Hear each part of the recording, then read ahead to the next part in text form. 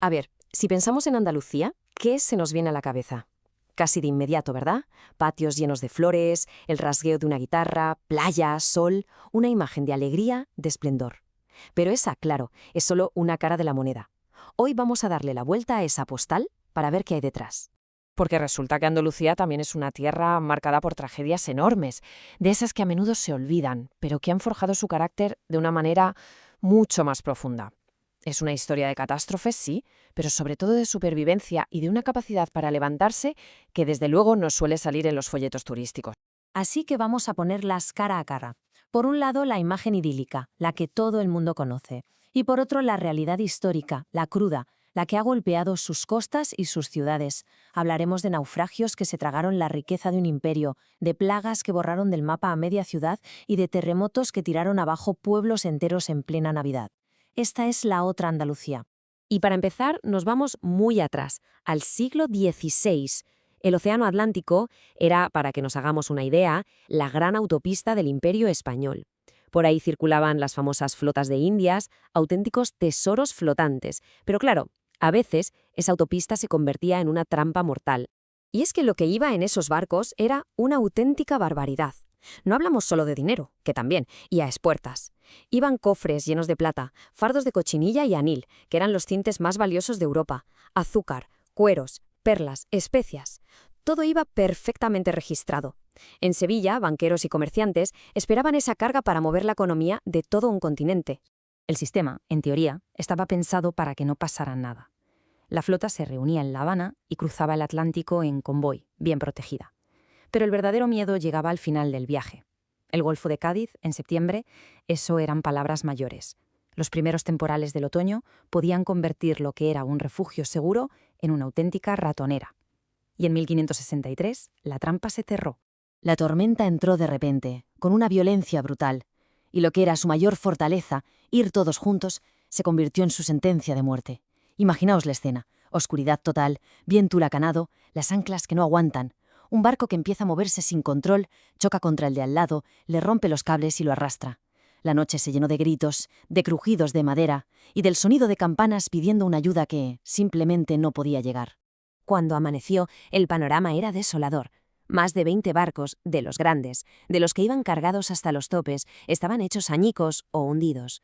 Cientos de vidas perdidas, marineros, soldados que volvían a casa, familias, y la orilla, sembrada de restos y de los cuerpos que el mar iba devolviendo.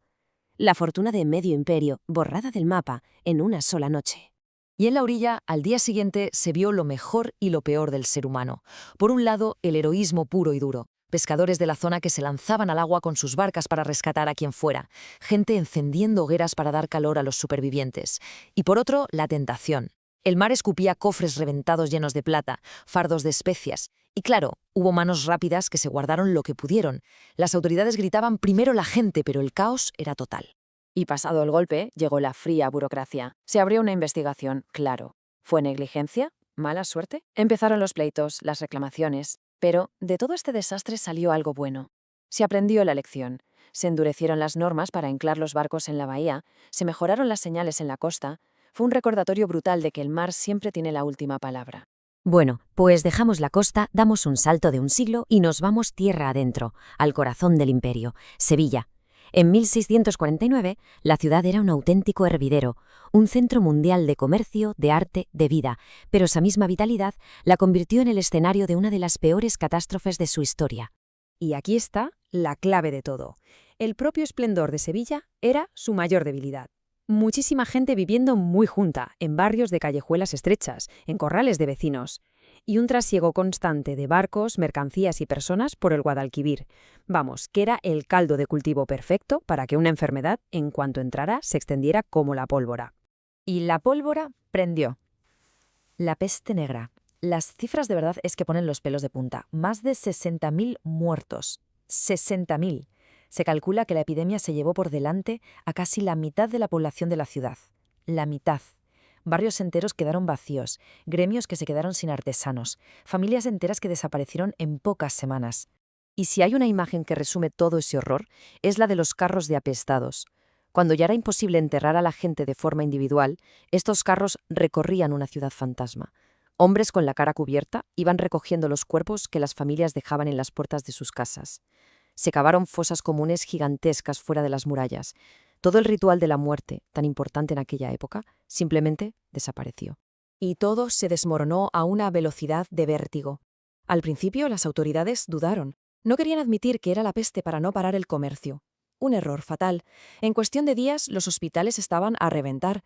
Se intentó de todo, marcar las casas, prohibir salir a la calle, pero ya era tarde. Al final, lo único que quedó fue un silencio sepulcral, en la que había sido una de las ciudades más ruidosas del mundo.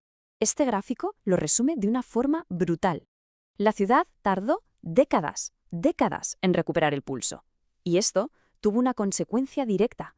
El comercio con América empezó a desviarse a Cádiz, que se quedó con el monopolio que Sevilla había perdido. O sea, que la peste no solo mató a la gente, hirió de muerte al siglo de oro sevillano. Venga, damos otro salto en el tiempo. Nos vamos 2 siglos adelante, a 1884. Y ahora ni mar, ni una gran ciudad. Nos vamos a la Andalucía más rural, a la provincia de Granada.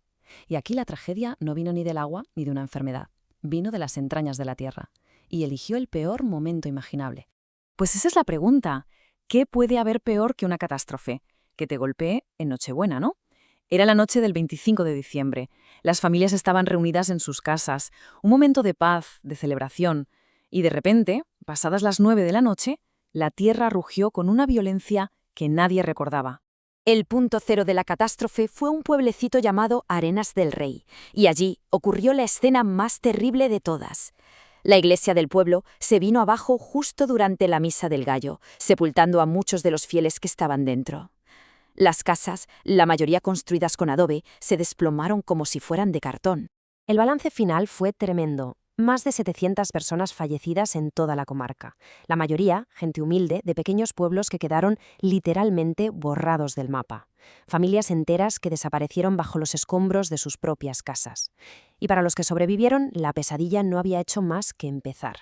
Pero, y aquí viene lo increíble, en medio de todo ese horror pasó algo completamente nuevo para la España de la época. Nació una ola de solidaridad sin precedentes. No solo en España, donde se organizaron colectas por todas partes, es que llegó ayuda del extranjero, donativos desde Inglaterra, comida desde Francia, incluso dinero desde Rusia. El propio rey Alfonso XII se plantó allí para consolar a la gente, un gesto que conmovió a todo el país. Pero es que el terremoto no fue el único enemigo. Después del temblor llegó la segunda parte de la tragedia, el invierno. Miles de personas se habían quedado sin casa, a la intemperie, en uno de los diciembres más fríos que se recordaban. Y claro, el frío, el hambre y el vivir todos juntos en campamentos improvisados trajeron enfermedades como la neumonía y el tifus que se llevaron a muchos de los que habían logrado sobrevivir. Bueno, hemos visto un naufragio, una peste y un terremoto. 3 golpes durísimos en 3 momentos distintos. ¿Qué nos cuenta todo esto junto? ¿Qué cicatrices, qué pozo dejaron estas historias en la memoria de esta tierra? Pues lo que vemos es que cada catástrofe, con todo lo brutal que fue, obligó a cambiar las cosas. El naufragio de Cádiz trajo una revolución en la seguridad en el mar. La peste de Sevilla, aunque hundió la ciudad, obligó a empezar a pensar en la salud pública y de rebote provocó el ascenso de Cádiz. Y el terremoto de Granada despertó una conciencia de solidaridad que era nueva en el país. O sea que del dolor más profundo, al final, siempre se aprende algo. Y esto nos deja con la reflexión final. A lo mejor la verdadera fuerza de un lugar no se mide solo por sus monumentos o sus fiestas. A lo mejor la historia más potente no es la del esplendor, sino la de la increíble capacidad de levantarse una y otra vez después de cada golpe. Una historia que en el caso de Andalucía está escrita, sin ninguna duda, con tinta de supervivencia.